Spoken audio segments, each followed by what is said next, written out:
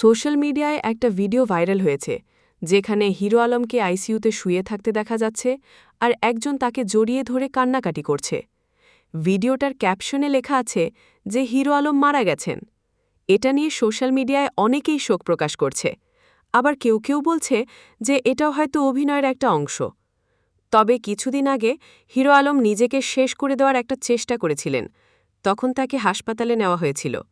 কিন্তু সেই সময়ের ভিডিওর সাথে এই ভিডিওর কোনো মিল নেই। এখনও পর্যন্ত স্পষ্টভাবে কিছু জানা যায়নি যে হিরো আলমের কী হয়েছে, তবে তার ব্যবহৃত একটা নম্বরে যোগাযোগ করার চেষ্টা করা হলেও কথা বলা সম্ভব হয়নি।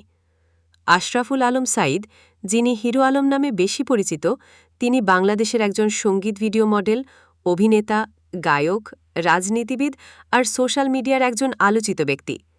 তিনি একজন স্বাধীন শিল্পী হিসেবে কাজ করেন আর সোশ্যাল প্ল্যাটফর্মগুলিতে নিজের ভিডিও প্রকাশ করেন। তার বেসুরো গলায় গাওয়া গানের জন্য তিনি বেশ আলোচিত আর সমালোচিত।